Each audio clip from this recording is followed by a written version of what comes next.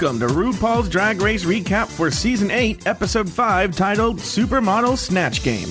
My name is Joe Batance, and I am joined by my two fishy co-hosts from the podcast Dubious Intent. Put your legs together for Daniel J. Brewer.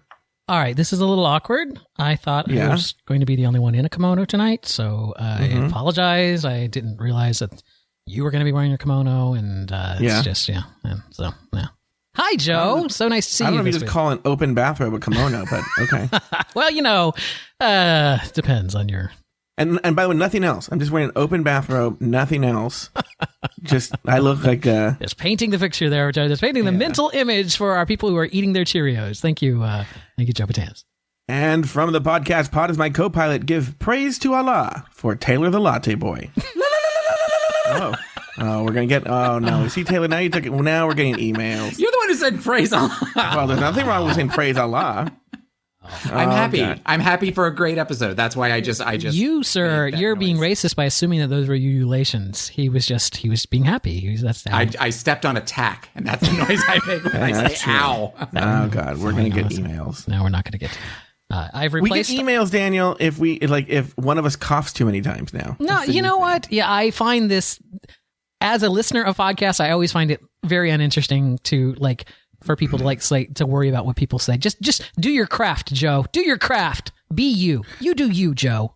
And I will do that. This week, the 8 remaining queens hit the critical benchmark by lasting long enough for Snatch Game. Bob and Thorgy impressed the judges with their celebrity impressions, while Naomi and Acid Betty left a lot to be snatched with their lackluster imitations. In the end, Bob walked away purse first as the winner of the challenge, while Acid Betty was told to snatch away. Ladies, any initial thoughts on the episode? I would say that this is the episode that has turned a corner for this season as a whole, and that they're starting to set up the final storylines. I know that we still have more than half left, but you could see them the producers kind of pulling the strings of setting up rivalries, setting up the beginning of the end. What I keep thinking is going to be the eventual beginning of the end for Derek Barry. I feel like you're starting to see all that kind of stuff where they're starting to put them all in their final slots for the end of the show. And also, it was a fun episode to watch. I think I told you this, Joe Batance, when you asked me this yesterday. It's to me, it seemed rushed. At one point, I was like, it's like, hey, we're going to do Snatch Game. And then immediately there was very little workroom before suddenly we were thrown into the Snatch Game. And I was looking at the clock going, wow, this. And then when the main runway lights lit up and I was like, wait, there's still 30 minutes left in the show. This seems really early for the runway to be happening, but I don't know how they ate up that time, but it really isn't that early because I know I when I pull clips, I know that around the 30-minute mark is when they do the mere confessionals. So it seemed, but it's just Snatch Game took up so much time. There wasn't enough time for workroom drama or table visits and whatnot. There was, but yet again, no mini challenge. So it seemed like a slightly longer Snatch Game than years past. I don't remember last, it's I would have to go back and watch it to see, but yeah, I mean, I didn't think it felt overly long or anything though. I thought. Oh no, I didn't think it was too long. I just thought that it seemed, again, because there was no mini challenge, they know that people wait for this episode each season. So I guess they figured give the people what they want and make it a slightly longer Snatch Game. Okay. I actually, believe it or not, maybe for that reason, I actually thought this was one of the weakest Snatch Games I've ever seen in the show's history. There were no characters I thought were particularly super funny. I guess there were some lines from Bob the Drag Queen, but there was no breakout character like Bianca's Judge Judy or Ben de la Crème's Judge woman from Downton Abbey or what did you say, Daniel? Maggie Smith. Yeah, Maggie Smith. There was no Jinx Monsoon doing Little Edie from Grey Gardens. How very clever of you to call out both Jinx and Ben de la Crème when Robbie had tried to compare himself to those two people. Did somebody that no one's ever heard of before? Well, the two models did. That's their job to know that kind of stuff. And I'm sure that they were quickly looking on Wikipedia before, during commercial breaks. Well, I mean, I would imagine if you work for Vogue, you probably would know who that was. I mean, she's not dead. She's still alive. So that's probably. Oh, she's still alive? Yeah.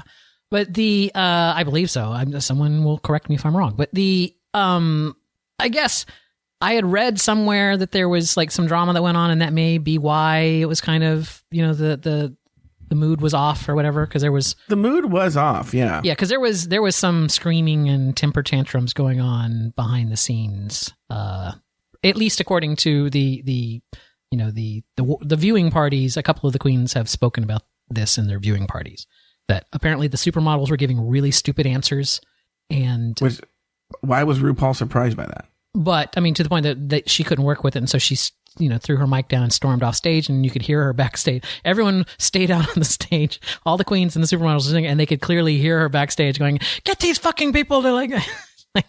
And they basically had pages giving them lines to say for the rest of the, answering the questions for them and giving it to them to answer. So apparently there was some tension, and that kind of set a funky mood in the room. But also, according to the viewing parties, they were there for like 8 hours. It was a very long, shoot. So who knows what we missed? That's true, but let's start at the beginning, Daniel. As the girls return to the workroom after last week's elimination, Chi-Chi takes the opportunity to apologize to Derek for throwing him, Derek, by the way, under the bus. I apologize, Derek. If I'm feeling some kind of way, I completely shut down. And I have to change that. I mean, it's just me being a bitch. I'm sorry. Yeah, it was you being a bitch. The bitchiness doesn't stop there. Next, Bob the drag queen and Derek get into it. I was in shock that it was not you lip syncing and it was Nisha. But Chris and Debbie thought I stood out. Chris was like, I think you could impersonate Debbie, and we'll take you out on tour. They may have been on drugs. I want a drug test. Yeah, I didn't hear you get that. But I did get told that my performance was phenomenal, which you didn't get told. All right. Derek, I think you just missed the point, but it's not a big deal. Okay, well, I don't know if there was a point. It's just Bob talking is your point all the time. But you'll do like side shitty comments and it's funny, but when I do side shitty comments, it's like over. Anyone else see this? Am I on Lonely Island? Am I on Staten Island? What you or am I do- living in Manhattan right You're now? right. What you Thank you. I don't see that I do that. I can't wait till you do it again. It'll be like 5 minutes. Hey, Bob, if I want to do ratchet drag next week, can you give me any tips? If you want to do like memorable drag next week, I can give you some tips. So all I need to do is not wear a wig, and I'll be told by the judges that I'm pretty? Hey, didn't I remind you guys? I said in about 5 minutes she'd make a shady comment out of nowhere. And I did. What I said wasn't meant to hurt your feelings. You're trying to be spiteful. You Your see the intentions difference? weren't to hurt No, me. they weren't to hurt. If I wanted to hurt you, you'd be wasn't? crying right now, bitch. I will never cry over you at all. Don't give me a challenge. I work on the strip with really big drag personalities. So if you think you're going to come for me, I am not that innocent. Daniel, what were your thoughts on that? I think that it was just stupid, right? I mean, it was just kind of but we all know people like that, right? We all know people that, will kid back and forth, but then, they can dish it out, but they cannot take it, right? Like the appropriate response to that should have been, yeah. And then it kept going on with whatever she was saying. But instead, she turns around like, how dare you do this? She's like, Are you talking about Derek or yeah, Bob? Derek. Because it's just kind of like one of those is like, she threw a shady comment at Bob. And it's like, playground rules mean that now Bob gets to make a shady comment back. And that should be fair. But it's just like, Derek was, upset that she made a shady comment back. So that's really what started this whole thing. Taylor? 2 thoughts. One, I guess I'm not that innocent or whatever. I audibly groaned when she said it. The ratchet Do an drag- impression of the groan. Okay. What's that? The ratchet drag comment, that looked like she was sitting for 5 minutes Yes. trying to come up with something to say. Yes. And then that was the best she could come up with. I don't think Derek is that bright. I think that she is dim. You know what? I don't know. You know what, Taylor? She works on the strip with some Right, with really big drag personalities. Big drag personality. So if you are calling her dim, well, let me just tell you, it's only because those Vegas lights are so bright. She would be bright anywhere else, but Vegas. Yes, Joe Batance. I'm going to tell you something. And let me say this first. Acid Betty should still be there. Derek Barry should be home. I want to make that clear. Okay. Derek Barry, I do not think is a very strong drag queen. I think she's probably reached the point where she's supposed to be, maybe even gone a little bit farther than she could have gone. Yes. I do think Bob deserves to be in the top 3. I think Bob is very, very, very strong. That being said, I do feel like there's a mean girl quality to Bob in this clip, and they're starting to edit him that way. And that Derek, not necessarily that Derek's so innocent, but it does feel like she's ganged up on, and she feels like a cornered animal to me. Yeah, but and so like because in that clip, she's just saying that Debbie Harry and this other guy said, or like no, the other guy Chris said that she could stand in for Debbie Harry, and then Bob went after her. Bob made one of the snide remarks, and he has his 2 New York friends who support whatever he's saying. They're like the you go, Bob. But wait, you go, see, Bob. this Which is Derek doesn't have that. Derek doesn't have that. This is not what I heard at all. What I heard was Derek basically recounting what happened in her head to a bunch of people who were all standing there going, wait, that's not what happened. They didn't invite you on tour. They said you had a nice voice. They said, that you could play Debbie in a movie or something like that. But they didn't invite you on tour and give you, hey, yeah, let me give you my number. Call us. It's like she was making it into this huge thing. And, Bob was just kind of like bringing it back to reality. I thought it was just kind of like, again, though, this is, they're not allowed to talk to each other except when the cameras are on. So, of course, this probably just blew over. It was probably just a thing. I feel Bob has a big problem with Derek. Who knows where it stems from? And it just felt, I felt this in other episodes with Derek, that he's very mean to her. And he's lucky in that, one, he's a stand-up comic, and she's not. Taylor's right. She's not very bright. Okay. Bob is very bright. He has way bigger skills and better skills than Derek does. And it's an unfair advantage. It's like boxing in a different weight class. And for some reason, he has it for Derek Barry. And I've already made my point. I think Bob is fierce. Okay. But yeah, I think Derek, by the way, I can also say, especially what we're seeing with the Acid Betty turn, it could be all editing. Yeah. I don't want to be a slave to the edit. We're one of those shows that talks about the edit. Oh, I'm not going to play the button. Here's the thing, though. If you recall back to the first episode, Meet the Queens, right? Or Keeping It 100, whatever the title of that show was. Derek goes in for the burn way too soon. I feel like that's probably, she's in a show, right? She's in Frank Marino's Divas in Vegas. There's 14 drag queens in that show. Something like that. There's probably a whole lot, and that's how they do. Like, there's some drag queens that just believe that it's all about just, insulting each other, right? That's their gig. It's like, because if you remember that very first thing, it's like Acid Betty said something along the lines of, well, people have been thought that I was dead, and, and they're like, why? Well, because of the way you look. It's like she immediately, tried to make a burn in that very first episode. Didn't do it well, but I think that's probably, if anything, she's one of those queens that always says something negative to annoy the other queens, and they've, Bob's just. I agree. I agree that she's awkward and she has issues, right? And I don't think she's cute. I have no motive. It just feels like a weak person being attacked. Taylor, do you have anything to say about this? No, I stand behind that. I think it's. I agree with what you're saying. I never really looked at it as a cornered animal, but maybe just a cornered dim animal. I don't know. Wow, Taylor, are you all right? You seem down tonight. You seem I'm very tired, but I'm trying to rev myself up. I'm sorry. I know that I've been quiet. You know what you might need, Taylor? What? A latte. Oh, with the latte joke already. Here's the thing. It brings me Java and it brings me joy. Wow. Here's the, I think when I hear lines like, I'm not that, every time I hear a Britney Spears, song title. Yeah, sure. In my mind, there's someone in production feeding them these lines. Just like, I agree with that. 110%. It would be better if you said, I'm not so innocent. Don't you think Bob's being toxic? because Bob's not a girl, but not yet a woman. Yeah. We're going to get to that train wreck at the end of the show. All the Madonna references? All the Madonna references. Yeah, we're going to talk about that later. All right. Okay, here we go. The next day in the workroom, Rue arrives and announces this week's Maxi Challenge. For this week's Maxi Challenge, we're going to break out of the studio as we drive along the Hollywood freeway looking for fresh roadkill.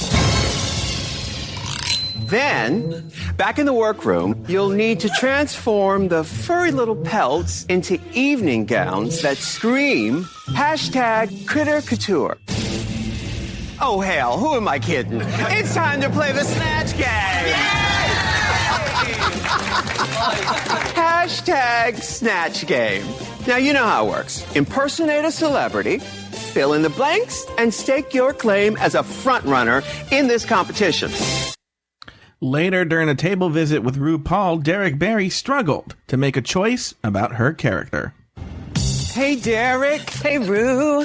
Are you going to do Brittany? It's an obvious choice, but this is my chance to show everyone that I'm more than just a Britney impersonator. And so I think I'm going to go with Laura Bell Bundy's character. Yes, she's the country singer Broadway star. Right. And she made up all these characters, and Show Can't Tell is my favorite one. She is a black girl trapped in a white girl's body. Can I see a little bit of your Laura Bell Bundy character? Hello, RuPaul. I am here. My show can't tell you that I do have a penis. You know, sometimes the most obvious thing is the thing to do. You just have to decide where you want to go. The stakes are high. There's $100,000 on the line. Yeah, that's what true. I mean? All right, Derek. Thank you, Rue. Bye. Bye. Okay, so let's talk about the challenge. Let's talk about the fake out. Let's talk about Derek Barry's weird character at the table. I don't know this person or character. I have a feeling Rue didn't know either. No, she's a YouTube star. It's Show Cantel Brown is the character that this Laura Bell plays on YouTube. Would you like to hear some? Yeah, I'd like to hear. Well, Taylor has something to say here. I was going to say, which is a character from about 3 years ago. 4 and 5 years Is ago. it 4? Yes, 4 and 5? Okay. Oh, the character doesn't even exist anymore. No. This is the most recent clip, which was uploaded on December 19th of 2011. Okay. Look at that. Ho, ho, ho. I know a couple people could have this one. Okay, so really what's happening is I'm having a party tomorrow with the Holiday Inn Express. So I'm in a continental breakfast because, it was cheaper that way. And so I was like, gonna get some It's she's shopping in a Kmart. No, but did you hear how Rue was like, oh, you mean Blair Blue? The TV's show truth now and star of Broadway and TV and film? Yeah, I know her. Who talks like that? No one talks like that. It was an odd. That seemed to be a lot of the theme of the choices for the contestants, was just very odd selections. People that you would kind of think, why are you doing this? Kind of dovetailing from this scene, though, the scene with Derek and the other thing. My hope is, if this is the level of between the fighting for 5 minutes to come up with something funny to say and this, Derek better hope she's not still around when the library is open. Oh, that's next week. So, I mean, that's the mini challenge next week, according to... we know that already? Yeah, according to the TV guide, the mini challenge next week is the reading is fundamental. So, yeah, she's... well, too late, Taylor. Too late, Taylor. Well, I might have to look away for that one, because I have a feeling that's going to be hard. Because she can't read, or because she'll be read? Yes. Yes, the answer to that is yes. I think that'll be a... Well, and you know... Bob, you're black. I mean, I could see that being kind of one of the selections that she says. Yeah, I think it's kind of a to say. Never mind. I'm not even going to go there. But yeah, I think she has a really thick skin. I think she'll be fine, and she will do horribly in that challenge. But I don't think it will bother her too much to be read by other queens. I mean, she seems to be clueless as to what they're saying anyway. Daniel. Yes. She works on the strip. She works with some very big drag personalities. Like Latrice Royale big. Like Darian Lake big. She is not that innocent. She works with a lot of fat women. Is what. Oh, Bob, you came after me? Go ahead, baby. Hit me one more time. Well, Las Vegas is way more, way bigger in the drag world than, let's say, New York City, where Bob's from. What is New York City, really? It's a little town somewhere in the Northeast. It's a fucking island. Little people. It's a fucking island. No one even, barely hears of it. And, it's not Las Vegas. I'll tell you that. It's not Frank Mariano's Divas in Las Vegas. Right. I mean, Frank fucking Mariano. By the way, Frank Marino? Marinara, whatever. I don't know. Marinara. Here's the thing. Jay Ellis, our friend over on the AfterBuzz TV show, his co-host that doesn't give us shout outs hates Derek Barry. Which co-host? There's three of them. Mark hates. Lorraine Love is his drag name, but Mark hates Derek Barry. Well, here's a little something about this show. Your co-host hates Derek Barry. I don't hate her. Don't send letters. I'm just not impressed with her compared to some of the other ones. Actually, no one ever supports Derek Barry. You know who the controversial person that people support? Who? This Naomi Smalls. Yeah. We get so many Naomi Smalls, like pro Naomi Smalls emails. I think she's the youngest queen there. Well, since Layla left, and she's just kind of. I don't know. She just seems like one of those, young. She's innocent. really hot. She is. My God, she is young and hot. I don't see that at all. Well, are you kidding? Oh my God. No, she's too skinny and just yes. No. Uh-huh. She's pretty cute for a black guy. Anyway, first of all, no such thing as too skinny, Taylor. Joke from later in the show, by the way. Yeah, I'm aware. I pulled the clips. Whatever. I was not telling you that. I know that you. Oh my God! Stop telling me that, Daniel. No skinny, too small. Is that what you said? There's no such thing as too skinny. Yeah. What? I was going to tell a joke and I just completely tripped over my own tongue. So never mind. Move ahead. Move along. Here's my question, though. Doesn't it make sense to show up with multiple characters for Snatch Game? Like, this is season 8, right? You should have, like, Bob the drag queen probably has the right idea, right? He shows up with 3 things that he could do, 3 fully fleshed out things that he could do. Right? Well, let's talk about when we get to that, because let's get to that first. Okay. All right. In the workroom, Acid Betty gave us an early look into her Snatch Game character. Who you doing, baby? I was going to do Nancy Grace. Which is brilliant, by the way. Yeah, I think because it's she's funny. So over the top. Oh, she's the craziest. Right. And just have outrage at everything. I'm impersonating Nancy Grace herself because she seems like a major bitch. And I can relate to that. During the Snatch Game, though, Acid Betty's Nancy Grace proved to be a little clumsy. Next up, television host and former prosecutor, Nancy Grace is here. Hello, Nancy. You know, I'm worried about the children, RuPaul. Yes. There's reefer smokers influencing them every day. All right. First question, Gigi Hadid. There's a new dating app for drag queens. When you join, the first question they ask is, how big is your blank? Prosecutor Nancy Grace. Well, as everybody knows, not only do I do newscasting, but I also was on another show where I dance. So I said, how big are your bunions? What do you do for bunions? Well, I was told you can get them shaved off. That's what they do. I'm about to get that done. Sally the supermodel is so lactose intolerant, when the photographer says cheese, she blanks. Let's go down to Nancy Grace. She sends out an Amber Alert. Nancy Grace is terrible. It's important to keep the children safe from the boozers and the users and the reefer smokers. Wow.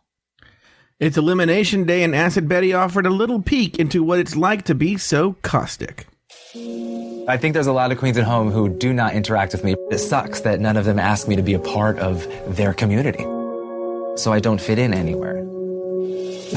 There's certain definitions of drag, and there's like, I'm putting it because I'm the look queen. I've had fights with those people where they're like, oh, you're not a drag queen, you just do looks. Yes, It hurts me, actually, that I'm a lone soldier.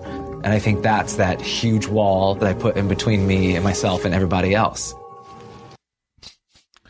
Okay, so that's the Acid Betty storyline on this episode, at least up until the lip sync. Daniel, what are your thoughts on Acid Betty's story? I don't know if it was just because when you're watching things, you feel your mind fills in things. It's like, I didn't realize she was not using any kind of Southern accent whatsoever because we're just playing the audio here. So I'm not seeing the picture to accommodate. It was like, that was why I was saying, wow. It's just like when she was talking, that last Nancy Grace clip there was like, wow, that you're not even trying to give a Nancy Grace voice there. You're just like talking. And it seemed really odd. Acid Betty, I think, said on What You Packing with Michelle Visage, she gave a little bit more of her backstory that she is, she works as a like a looks queen. Like she goes to museums and stuff where she greets people and gets the party started and like serves drinks. You know what I'm saying? Like she gets paid to go to these parties and be like a piece of art. You know what I'm saying? Like those kind of high end parties, which is what that comment meant. Like shows people that we can do more than, serve drinks. That's what she was referencing. I mean, clearly she was in the bottom 2 this week, and then we're building in her backstory. Like, let's make her human, whatever. I think she's always been human. I think she's had a bitchy edit up until this point, but I think, she's a little bit rough around the edges, but she seems like a decent person. Taylor, do you have any thoughts on Acid Betty here, on this storyline?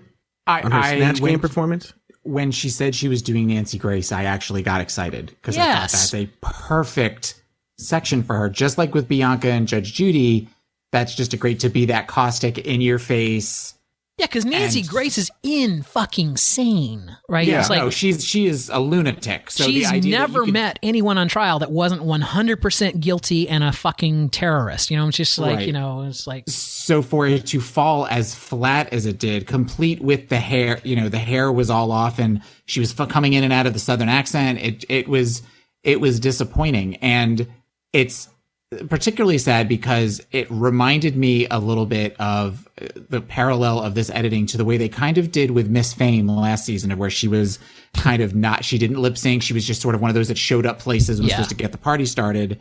And it wasn't until they did the whole thing with the chickens. Yep. Where it humanized her. And this was the same thing of where it kind of humanized her a little bit. So it made me, the whole thing was it was kind of a sad arc to watch. So because it made me where I'm like, oh, now I want to know more. Now I want to find out a little bit more about what's going on. And it kind of, the Nancy Grace thing in particular, when she started, I was like, oh, this sucks. Well, it also shows you what a slave to the edit as audience members we are.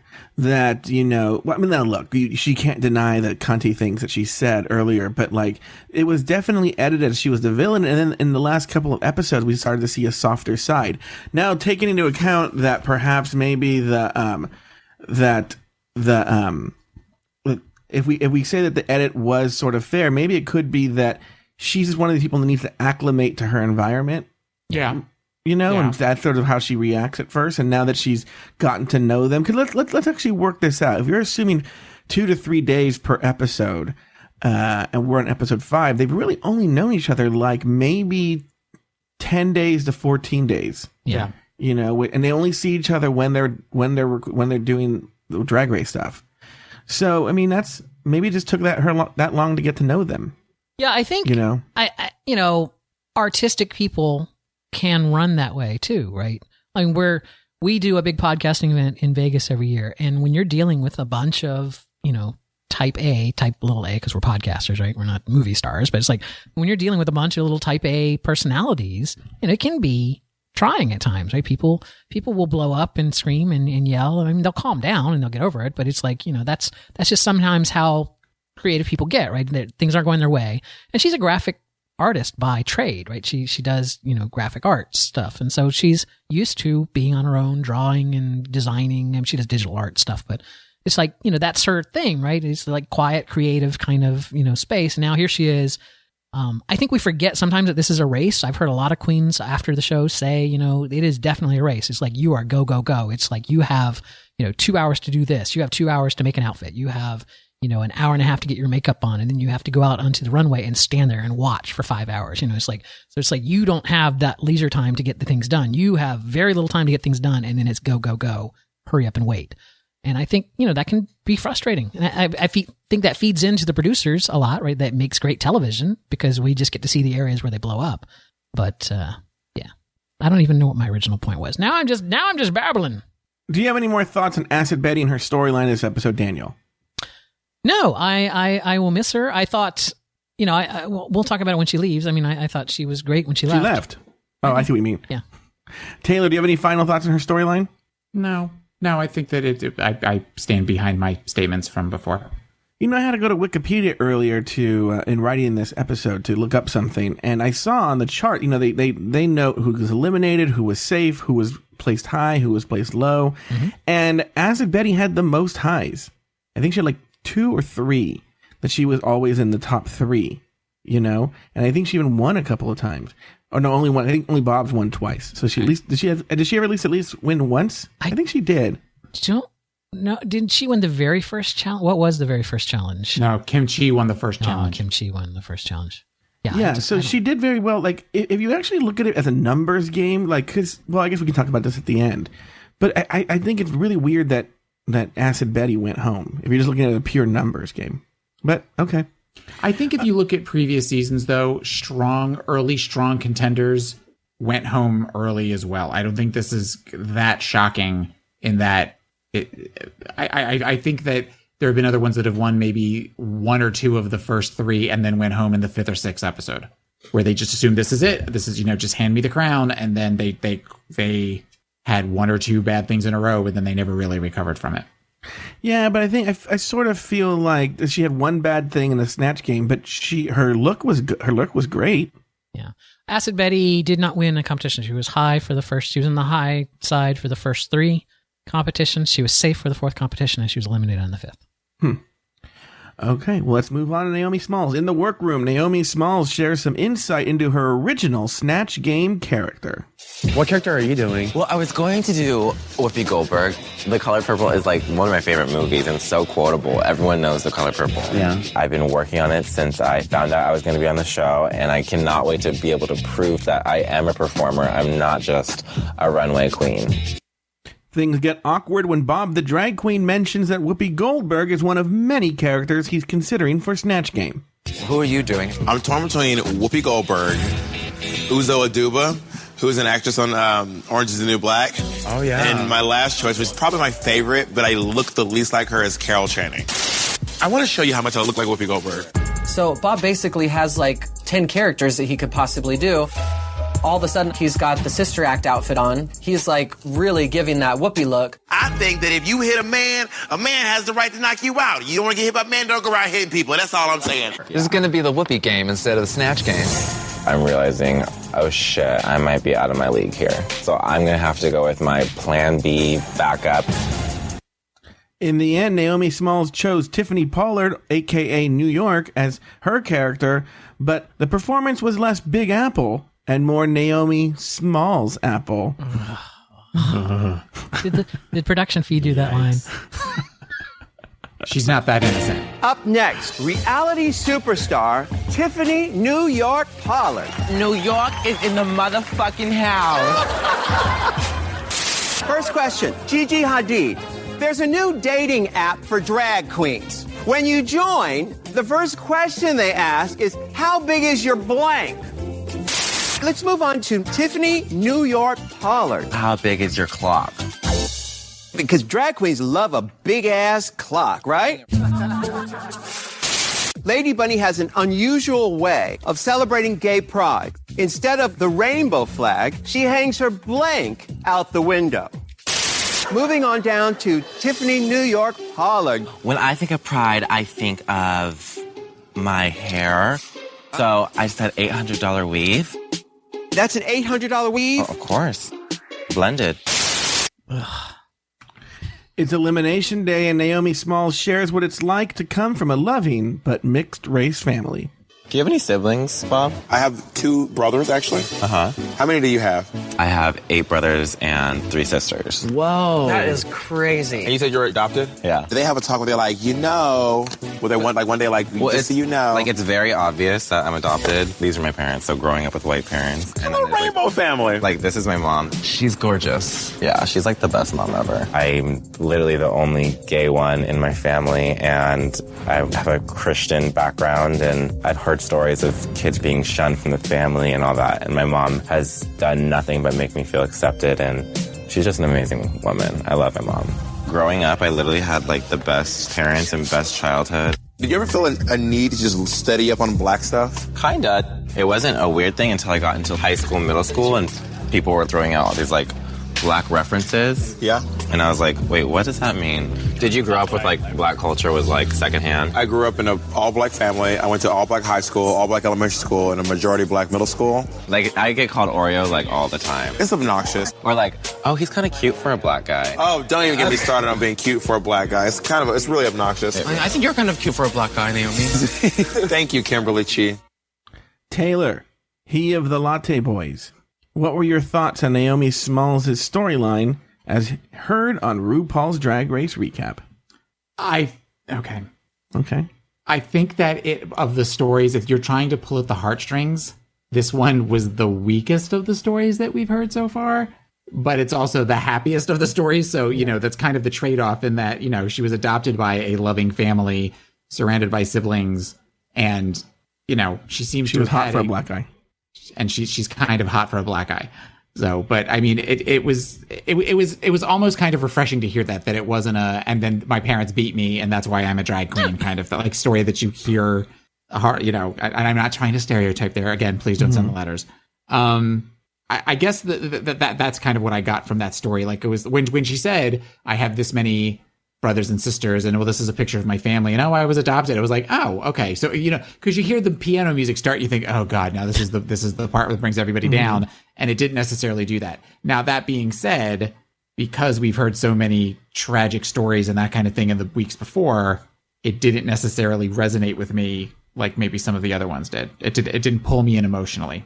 What did you think of her performance as New York? Oh, I thought it was horrible. I thought that was horrible. Again, we're taking a pop culture reference from 5, actually longer than that, years ago, and we don't look anything like. Whereas at least with the other ones, you could kind of see where there was a resemblance except for Nancy Grace, and there were the two that looked the least like the characters they were portraying, and with the exception of Bob as Carol Channing, and that might be why the two of them were in the bottom two. There was a big thing about Bob being Carol Channing, but Carol Channing's part black. She is? Yes. Does it matter? I mean, I don't see color, Daniel. But my point is, he was just doing an impersonation of Carol Channing. It was just like that's. No, but they made a point of it, like, oh my God, she was a black Carol Channing. Oh, I don't think they said, oh my God. They just said. They were horrified, Daniel. They weren't horrified. They were just going like, here's someone who looks nothing like Carol Channing that did a dead-on Carol Channing impersonation. At the bar that you went to, did they play the disclaimer that RuPaul played? Did not go to a bar last night. We had. You didn't see it. We had a freak nor'easter up here, and it's like literally when I got out of the office yesterday, I had to chisel my way into my car because my doors had frozen shut from freezing rain. It's just like, so I got home and I did not want to leave again, so I just basically watched it at home last night. What kind of disclaimer? What are you talking about? Yeah, on the one that I watched here in California, RuPaul came out and she was like, hey, kitty girls, you're going to see something really offensive right now. Bob the Drag Queen's going to play Carol Channing. Bye. No, he didn't. You are so full of shit. You know what? Unlike Taylor, who has a cold black heart, who only reacts to sad stories, I thought Naomi's... I didn't say that. Yeah, Taylor was like, it wasn't tragic enough. No one kicked a kitten, so I It was an okay story, but I would have felt better had she, lost her dog or something. No, if anything, I said it was refreshing because it was the opposite of that. Yeah. Where there Naomi's mom didn't turn into a pillar of salt, so I wasn't interested. Yeah. No one kicked a kitten, so I guess I didn't get an erection last night. Right. I liked her story. I like her as a person. I like Naomi Smalls as a person. I don't care for her drag.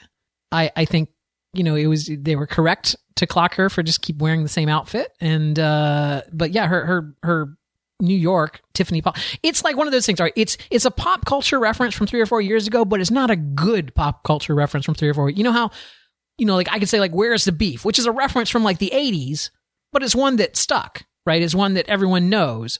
As opposed to saying some other... I'm too young for that reference. It's like going, let's all avoid the Noid, which we've all fucking forgotten about because it was a stupid pop culture reference back in the 80s. Apparently you haven't. No, but I'm doing something. Daniel knows the weird marketing schemes from 40 years ago. What I'm saying is... I go to McDonald's. I'm not loving it.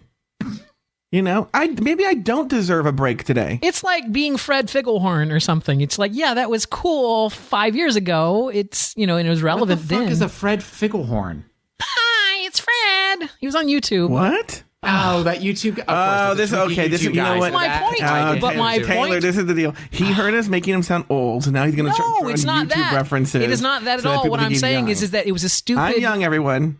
I'm just saying Tiffany Pollard is not a current person to do. It's not, and neither is Derek's original choice, right? The show enough or whatever. Show can't tell Brown. Show can tell Brown. I don't know. I feel so weird right now. I feel like why? I don't know. Like we should do calisthenics or something. I just feel like the mood is way down. About? Why is the mood down, Taylor? Is he you okay? Coming for me? Are you coming? You know what, Taylor? Taylor, here's the thing. This is the first time he's done the show sober, and so now he's like, "What is going on? Everything's so slower." It is the second time I've done the show sober. So what I'm hearing is that we've created a monster. Yeah, he's oh shit. What is the name of that character? Fred Figglehorn? No, the one on Friends. Teresa Pollard. Fun Bobby. You're Fun Bobby. You're only fun when you're drunk. So we need to get you drunk in order for you to take the show and be up. Speaking of obscure references, yeah. That is a pretty obscure reference. Taffy Carlisle Huffington, my co-host. This is the one other podcast. Yeah, whatever. You share a brain. She will appreciate with her. that reference. You and her share a brain, of course. That you would. She would. you would get that. Anyway, well, you guys have all used your obscure reference cards for today. I'm going to save mine for at some point today. I will make an obscure reference. I'm going to make an obscure reference. I get one down too. Okay, great. All right. So wait, one thing I want to say is, and they never talk about this, no one ended up doing fucking Whoopi Goldberg. I know. Because when she put on the bandana with the dreads, she did look like Celie from The Color Purple, and I was just like, that. I thought she was going to do that, and I'm like, that will either go genius, or there will be phone calls to Logo, one or the other. There was no in between. Yeah, I think I thought she looked like her. Yeah, I think it was as a confidence thing. She kind of alluded to it in Untucked that she had her confidence shaken, and so then she knew she did a bad job out there, and she was but she didn't know how to. Little known Joe Batanz fact. Well, and I believe Color Purple might be the first thing I masturbated to. I'm sorry. Go ahead, Taylor. I was going to say, I almost wonder if that was done as a what? If Bob did that, kind of going back to the whole Bob as a mean girl thing, if that was done to psych her out.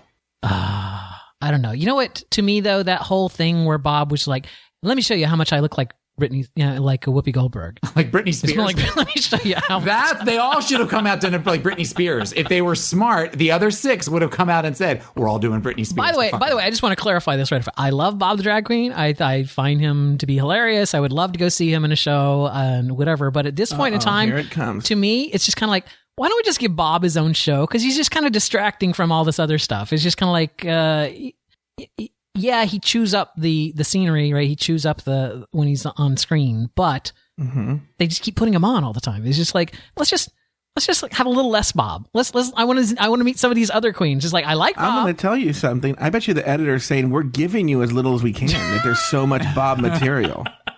And you know what? The Bianca season, there was a ton of Bianca that season. There was.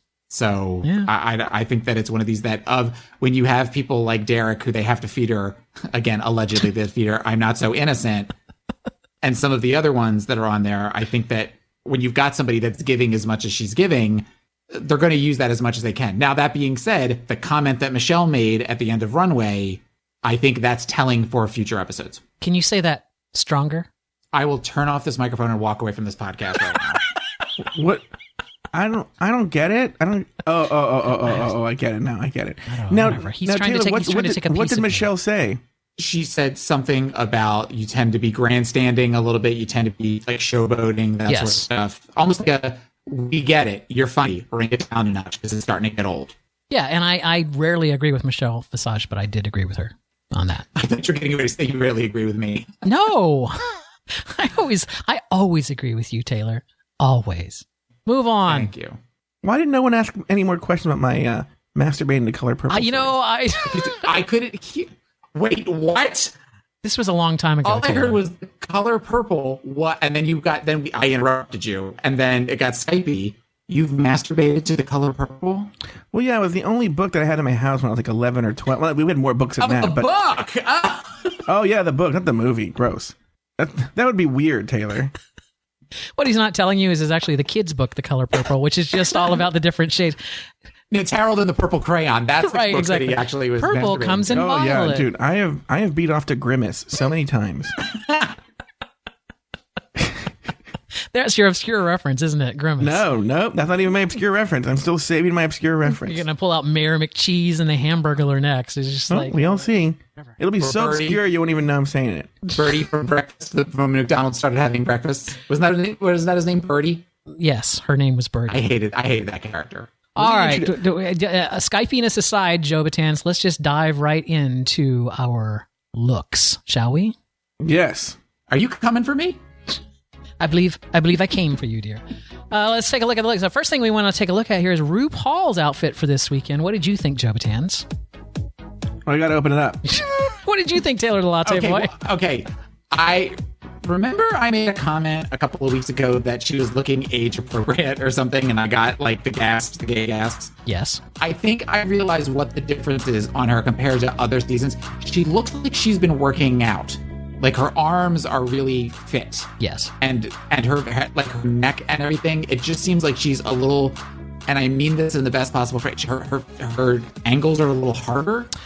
but I feel like it works for her. And I don't mean that like as a read at all. I just mean that it's something about her that she looks more defined. Yeah, I feel like I heard Jinx Monsoon say something about this recently, that she like works out every day and people are like, trying to run into her in the gym, whatever. I don't know. Anyway, Joe Batance, what did you think of her look?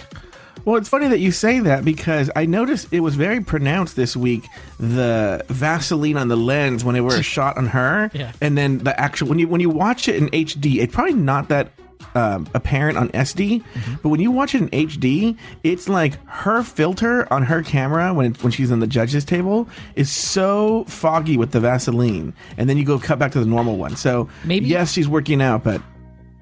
Maybe there was one shot in particular that was actually jarring. I know what you're talking about, where it seemed like it was just shot. The lighting was completely different from every other time that she was in a shot. So it made me think of when Daniel said that, they go back and film something and they just put other people's shoulders on like either side of her to go for a reshoot. That I got what you were talking about with that, and I remember thinking the lighting and just like there was a gloss on the lens and stuff, and it was like a 3-second thing that it took me aback. That being said, I love the glitteriness of the dress. I give it a toot. There you go. I give it a toot. Toot. All right, let's move on. Thorgy Thor in the first of the kimonos. Joe Batance. Toot. Taylor the Latte Boy. I loved it. Toot. Yeah, I really, of the kimonos, I probably liked her the best. I like that cute little knot that she had in the beginning there, in the front of it there, and I like the just the trim around the shoulders and everything. I give it an absolute toot. Moving on, Kim Chi in the kimono. I'll start this time. Also a toot. I did like that as a proper kimono, as it were. I liked her little sun salutation that she did at the end of the runway. So a toot for me. Taylor. I thought as far as the makeup goes, this was probably the most of an homage to Madonna with the red and the black.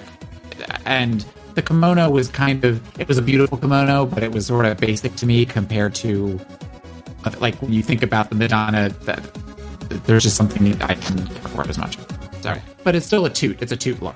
I so want to know what kind of porn Babalu was watching in the other room, because it's just like you were so Skypey. It's crazy. And you are super Skypey too. Yeah.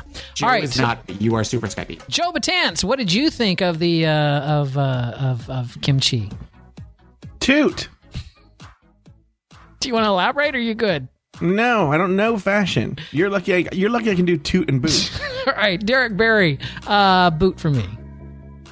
I just by this point I'm tired of kimonos, and it didn't look anything like Madonna's outfit, and Madonna would never wear a kimono that has her own picture painted. I don't know. Just no, boot. I didn't like it. Taylor. It was boring to me. I liked the sleeves, but I also thought that's not something you're going to necessarily be able to see other than when she brings her arms out. Yeah. So, no, I did like her hair, though. I liked her wig. Okay, so, toot or a boot? But boot. Boot. Joe Batance. Toot. You're just going to say toot for everything, aren't you? No, I'm not. Naomi Smalls in the final kimono look of the evening. Joe Batance. I'll tell you something, toot. I don't know. I'm going to toot it, even though I'm tired of her wearing the same outfit every week. But she does look good, and I'll give her that. But I would like to see her in something else. But for what it is, a toot. Taylor. Boot. I'm bored with this. She needs a different silhouette. Acid Betty, pregnant, giving birth to doves. Taylor. Toot.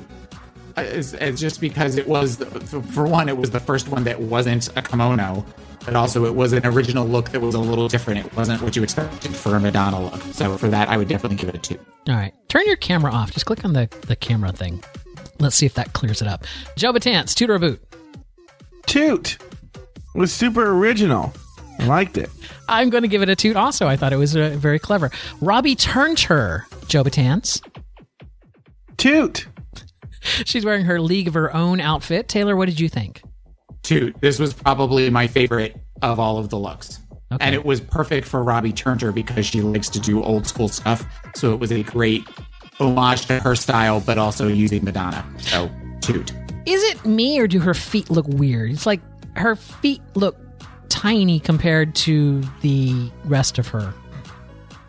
So that distracted me. But overall, I will give it a 2. Chi-Chi Maybe someone should give her some boots and her feet would look bigger. Wow. Chi-Chi DeVayne, going old school here. Fun fact, we found out in Untucked that she made most of this outfit that day. Taylor, what did you think of Chi-Chi DeVayne? Well, 2 thoughts. 1, boot, but 2, wasn't she complaining that she didn't have a cincher last episode? I don't think she was complaining. I think Michelle Visage was complaining that she didn't, wear a cinch. But, yeah. She apparently, according to Untucked, she put all of those beads on the corset like at 5 a.m. in the morning, and she made those cones out of aluminum foil. So, Joe Batance, toot or boot? Before I saw Untucked, boot. After I saw the work she did, toot. Okay, final look. Bob the Drag Queen. We'll start with Taylor. Taylor. Toot. I thought that for originality, I like the ones that seem to go beyond the basic Madonna, Material Girl, that kind of stuff. I'm kind of surprised that nobody came out in the Marilyn Monroe Material Girl dress, and the fact that she came out in this was great, and her legs looked amazing. If that is, in fact, all padding, then God bless her. Toot.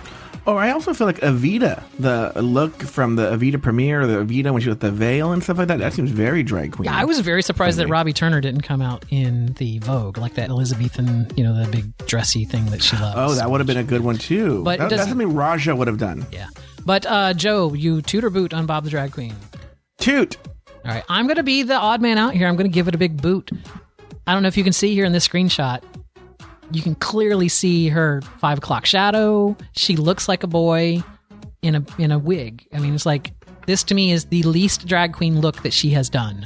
This is more like genderqueer or androgynous look to me. This is not read drag queen to me at all. It definitely doesn't read Madonna, but it doesn't read drag queen to me at all. But that's also been a general theme of this season, I would say, is that, and things that when I've said that in the past, you guys have both said, but that's what the kids are doing now. It's more about gender fuck and not necessarily about. I get, but this specific challenge was to look, a Madonna look, and it was just kind of like, I don't think this looks like Madonna. Like if you saw the outfit that she was copying Madonna, she was wearing boy pants also.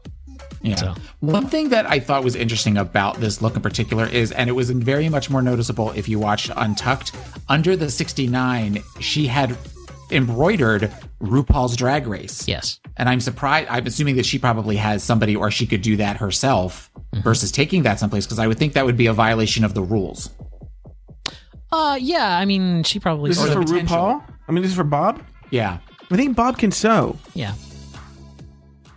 Well, and if it's something where she has a machine that embroiders stuff, then yeah, I guess that's a moot point. Like my mom has that Husqvarna embroidery machine, and you design it on the computer, and then you just slap it in, and it does it, right? So it's real, especially text is real easy to do, because you just type it on the computer, and then send it to the machine and say, here, stitch. And so... okay. But yeah, and a lot of that is, they have like clip art for embroidery, if that makes any sense. Anyway, I don't want to get too far in the weeds on Husqvarna's. Okay, I'm sorry. That was just one of those details that I picked up on. All right, there you go. Those were our looks, ladies and gentlemen, from the runway, the toot and the boot. We hope that I cut that off. Wow. Oh my God. All right, here we go. On the main stage, Thorgy and Betty won praise for their Snatch Game characters. The queens were red for their copycat kimono kiki party, while Naomi and Acid Betty were left in the bottom two. First up, Acid Betty felt the burn. Up next, Acid Betty. I was not expecting to see bedtime stories in the whole bird fly out thing, so kudos to that. Thank you. I think your makeup is okay tonight. It's nothing spectacular. But where I was really let down was in the Snatch Game, Betty. It did look like her. It was like the wig and the makeup, you were like a white Shaka Khan. I didn't get any Nancy Grace from it. It felt like you were just being you. It was just a fail all the way around. I wasn't sure how to turn such a serious woman funny. I needed like a nasal, angry Southern voice. And she leans in and she wants to talk to you on the TV like she's in your living room. I wish I had you as a coach. Okay. Acid Betty. Her runway was very creative. But her Nancy Grace was more like Nancy Disgrace. Ooh, child. How does a drag queen do Nancy Grace and she doesn't even have the wig right? You need a little helmety blonde, and then you need a few Nancy Graceisms. And none of that happened. It was just like she didn't even know who Nancy Grace was. What were your guys' thoughts on that? I mean, I think we talked about this earlier, right? It was a horrible... it was a horrible Nancy Do you think Grace. the judges nailed it? Do you think they were right? Do you think the critique was right there, Daniel? I disagree with Michelle Visage. I don't think the wig is what ultimately made that character fail. I think it was the complete lack of character that made it fail. It was just kind of, I don't think having a Nancy Grace wig would have helped that character at all. Taylor, what are your two cents? Well, we are the show that talks about editing, and I feel like the way that the comment that was said after Carson made the Nancy Grace impression with the weird shade button and the okay, I feel like that was pulled from something else. I didn't read that when completely. Betty said that as shady. I thought that was just I wish I had you as my coach. There was no bitchiness or venom.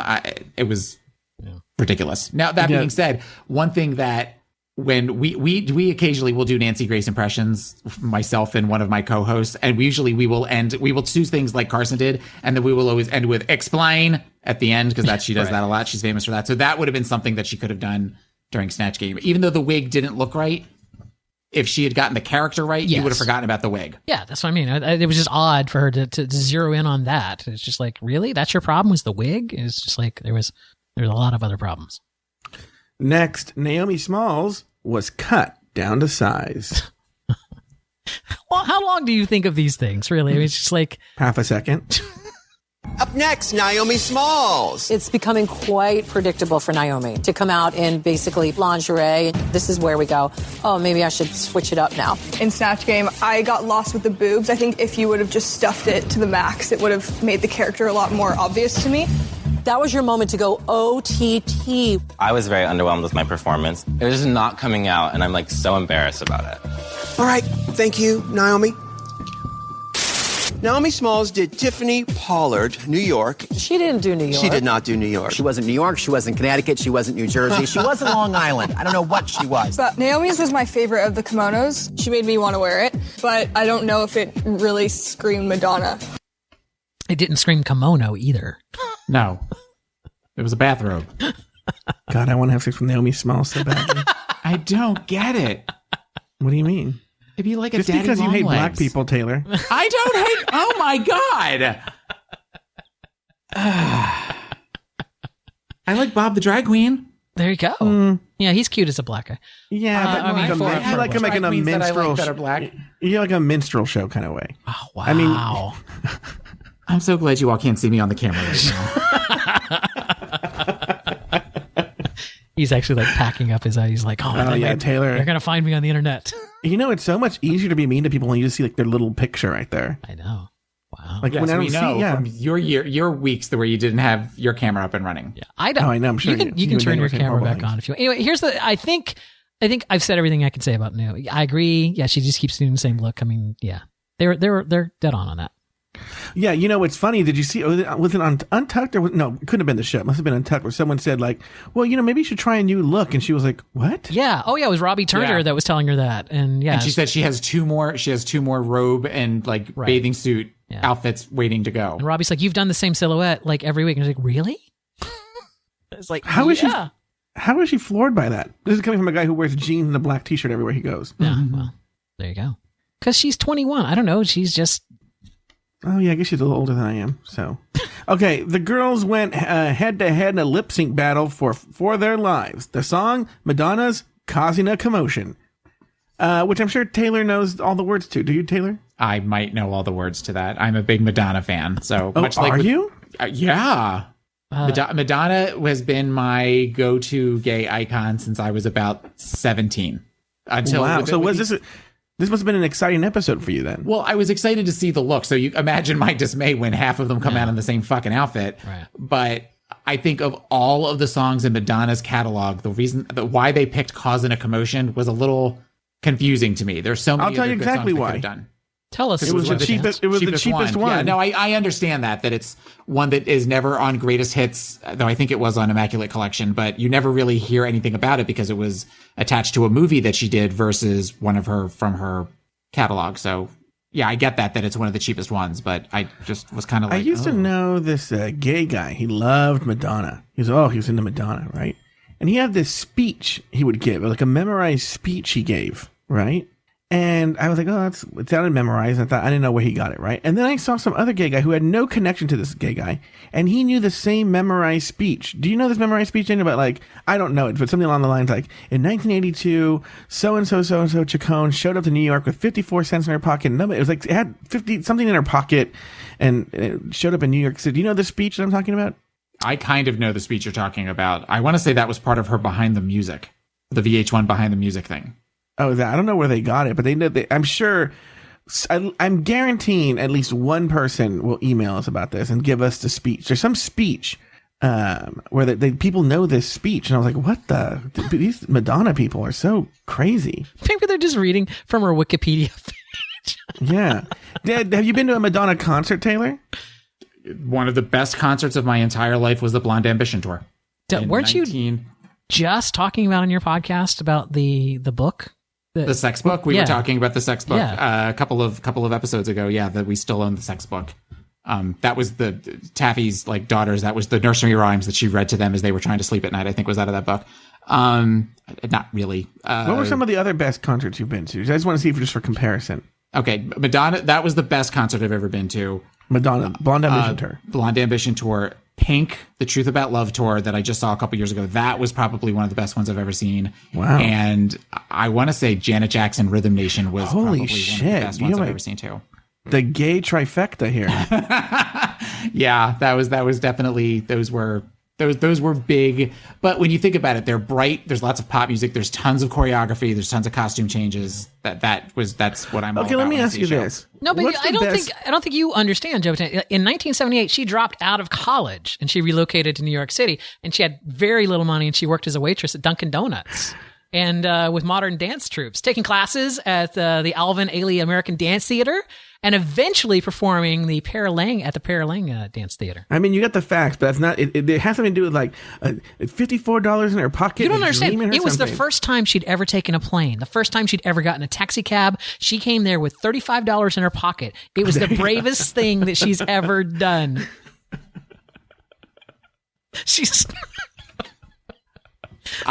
Internet, I love you. I can tell you. And it's almost something where I would almost want to do a bet on it, but I don't know that. If I watch Truth or Dare, I can almost recite while it is playing the entire movie verbatim. Wow. Including Warren Beatty and Big Mama, the makeup artist. I mean, I've watched that movie. I have nuances of the way that she moves and stuff imprinted in my head, where I know that she's going to turn a certain way at a certain point, and she's going to take the wrapper from where she put the flowers at her mother's grave, and she's going to take them out of I know all of the things that happens with that. It's sick. I went through a really big Madonna phase in my early 20s, obviously. And then she started recording shitty music, and I stopped listening to her. But do you think she's a crazy person? Oh, absolutely. I think she's insane. Absolutely. I think she's insane. I'm not one of these where she can do absolutely no wrong. I think that she's not a sociopath, but she's maniacal. She's definitely goal oriented. We can say that, but I narcissist. Yes. Classic narcissist.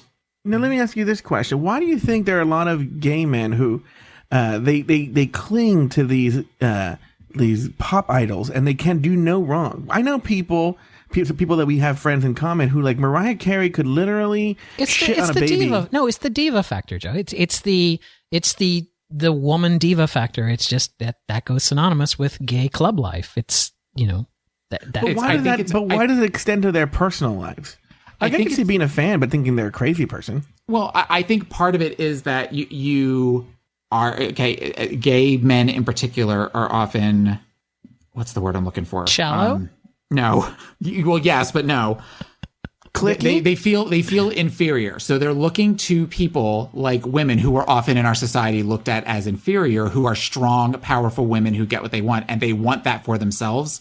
So they idolize that, and that's why I feel like I'm on a theory that doesn't make any sense. But no, I understand what you're saying. So you're saying that as a minority, we look to other minorities and find someone in that minority that is, because there are no gay, or at least back in that time, like Madonna's time, there were no out gay, icons that that you could really relate to. I mean, there was Harvey Fierstein and stuff, but that was really kind of a cerebral kind of a thing.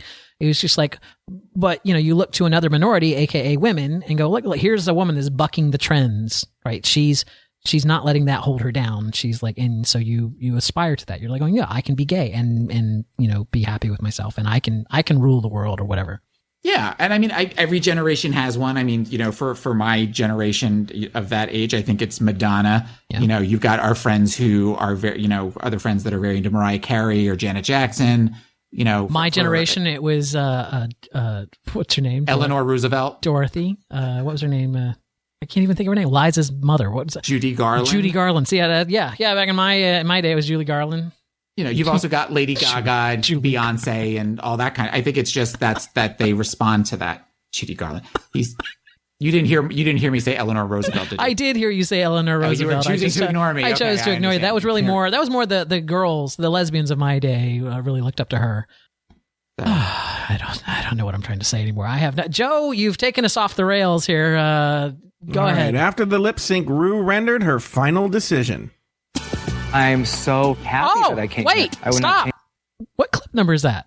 You just ruined the show. I did. It's clip 14. Oh, yeah, that's what ruined the show. That's what ruined the show. That's what ruined the show. I've made my decision.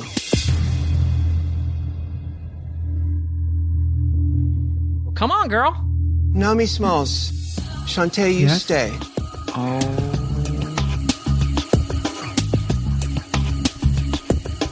Acid Betty, you've taken us on one wild trip. Thanks for the high. Thank you for the opportunity. It's been amazing. And I'm so happy to be a part of royalty now. Now, sashay away. I love you guys. Acid Betty, out! Ugh. Back in the workroom after her elimination, Acid Betty had some parting words of her own. I'm so happy that I came here. I would not change this for anything. Legends are born in RuPaul's Drag Race, and now I'm officially a legend. Bitches beware, because Acid Betty is now being released to the world, and it's gonna be trouble from here on out. Ladies, any final thoughts on the episode? I have a question more than a thought. I don't understand. Well, maybe it's not a question. It doesn't matter. I don't understand the comment that RuPaul made where she said the thing about I've consulted with everyone, but the ultimate decision is finally mine because I don't give a fuck what they say. I don't get why that was added, similar to are you ready for when the double elimination. Well, she used to say that in the early seasons. Not the fuck part, but she used to say, I've consulted with the judges, but the final decision is my own. She I think also it was a continuation. Well, the speculation is a continuation of the blow up she had with the two supermodels the day before, because they were, I don't know if you saw in Untucked, they came back there and all the queens loved them and they were all like high energies. Probably they just disagreed with her about sending Acid Betty home or whatever. And she was, I don't know. I really don't know. Who knows why I'll tell you this. No, I won't tell you this. Never mind. Well, I'll save that for a Thursday show. It's like I've actually hired RuPaul before, and she's a very difficult person to work with. But we can talk about that on a Thursday show. Oh, I'm excited.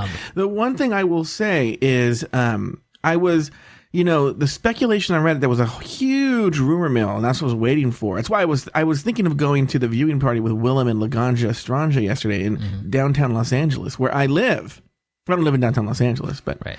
So, did you go to what is that bar we went to? The Red Line. The Red Line. I've been to Red Line. Jay Ellis is at the Red Line on Wednesdays. There, Joe Batanz. You should go stalk him on Wednesdays at the Red Line. No, it's all right. I don't need to stalk this Jay Ellis. He'll be there. He'll be there with his co-hosts that don't give us shout outs. I do like this Precinct a lot, though. Tell you that. Okay, great. Big fan of Precinct. Okay, great. That's where the viewing party was. Anyway, but there was a huge rumor that Acid Betty was gonna give up on the lip sync. She was not gonna sing. She was gonna sit there and pull a who was that queen from season 1 who did that? The one-way ticket to Mars. I can't remember her name right now. Tammy Brown. Tammy Brown. Remember, she just kind of gave up on the lip sync.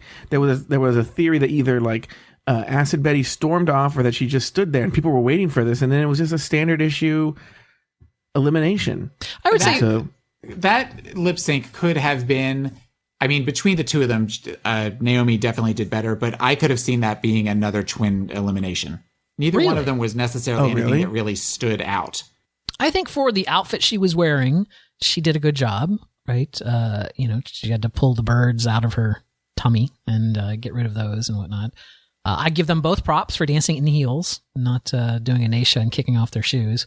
But I wasn't blown away by either lip sync, but I don't think either one was particularly bad. I also had heard the rumors that, that she was going to sass a judge, or she was going to, do something that, burn the house down, just do a really horrible thing, which I think made her ultimate, speech of going away just seem like, oh, this is actually really classy. She's here she is. She's, thank you. And, now she recognizes the fact that by being on this show, she basically is set for, for as long as she wants to go out and perform as Acid Betty, she will have places to do that. And she will be able to make a living doing that. And she made a good exit, so people will like her.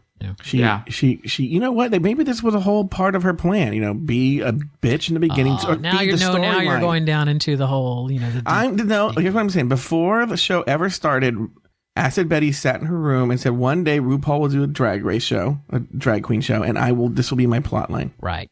That's what and she I'll did. be on One day 8. there will be someone named RuPaul that will have a. Yeah, she was like. When you say final thoughts in the episode, I did want to bring up the 4 queens that we really didn't talk about at all. I thought Thor's Michael Jackson was great. I thought that was a really good. I didn't like it. Really? Yep, I thought it was underwhelming. I thought Thor could have done better. I didn't think the jokes were particularly funny. I didn't think the impression was that good, and they praised it to high heaven. I didn't think it was all that. Look, did I think it was horrible? No, she had jokes, but I didn't think it was that good. I was glad that when they had the question about throwing things out the window, that was definitely a softball at her, and I'm glad that she caught it. Yes, with the whole thing with blankets. That was, I actually like held my breath for a second, like, please say something about holding the baby out of the window. Please say something about holding the baby out of the window. And she did. So for that, I was glad. Right. But it just seemed like she was kind of doing the weird hoo-hoo and like putting her hand over her mouth, where she was like a little Japanese girl versus what Michael Jackson normally does. Well, I mean, if you've seen Michael Jackson in his interviews, like when he's at Neverland, it's like he does kind of do that. And she had the tape on her fingers for it. I thought it was great. I thought it was I'm a huge Michael Jackson fan. I thought that was actually a really good Jackson impersonation. It wasn't caricature, it was very Jackson. It was very, Anyway, Robbie Turner, what did we think of her? Horrible. Yeah, horrible. I think again, a lot of that could have just been. I refuse to believe that she, would answer a question with "How would I know?" Right? And it's just like there was probably more to that joke that just got cut. But yeah, Chi-Chi DeVayne. I loved Chi-Chi DeVayne's Eartha Kitt. I was pleasantly surprised with Chi-Chi DeVayne's Eartha Kitt, and the thing where she pulled her leg up and was like, "I have to give myself a bath." That was kind of funny. And I thought that she did, for as much as we've talked about her over the last couple of weeks, she's always been kind of on the fence for me. Mm-hmm. I appreciated and enjoyed that performance. I'll tell you what, if you go to Google Images and type in Eartha Kitt, and find some of her pictures, she looks a hell of a lot like Chi-Chi DeVayne. It's just like, they really do have a lot of similarities at some points in her life. So anyway, I thought it was a great character for him to pick, and I love the whole cat joke thing, because Snatch Game isn't about faithfully recreating a character, right? It's about picking something weird, like whatever her name is from that I can't pronounce from Orange Is the New Black. Uzo Aduba. Right, that's not her. That was her character Crazy Eyes that he was doing. He wasn't doing an Uzo impersonation, because I've seen her on like award shows before. She's not crazy. Oh, they didn't hire a mentally ill person, Daniel, on a major. No, but what I'm saying is that it's one of those. Is like, so I thought I liked Chi-Chi's. You apparently don't. You didn't care for Chi-Chi's Eartha Kitt? Meh. The only one that was kind of good was Bob the Drag Queen. Okay, Kim Chi. You didn't care for. Kim? Meh, no, horrible. That seemed like that was just the same joke over and over again, where they just kept showing her where she kind of looked off to the side and then did the. You know what? But I felt that way about Kennedy last year with the, everyone was praising her for the Little Richard thing, but honestly, it was just every clip was, woo, shut up. It was just like, it was the same thing. Daniel, shut up. The difference there was that really was considered to be one of the first times that a queen played a male part. I think that's why they were considering that so different, and it was so much more under the microscope. I agree with you. I agree with what you're saying, that it wasn't necessarily a great performance. I'm trying to think of where I heard this.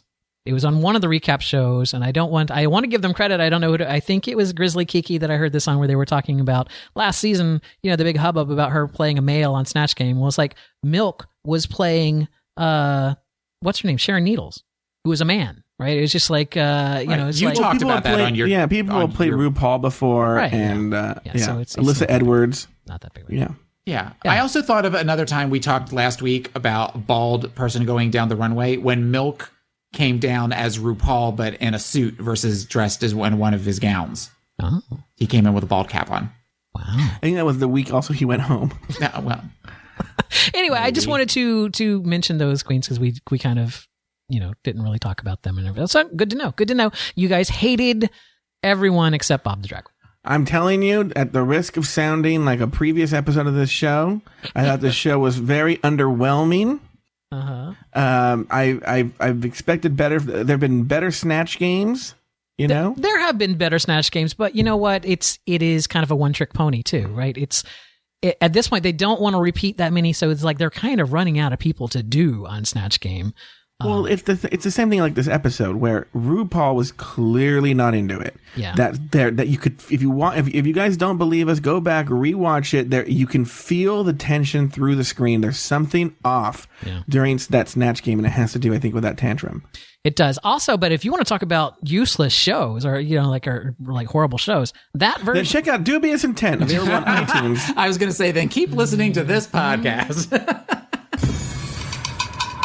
The Untucked this week was almost completely useless. At certain times, they were just zooming in on lights and scenery. It's just like, what the fuck? Well, that's sort of here? the rub with Untucked.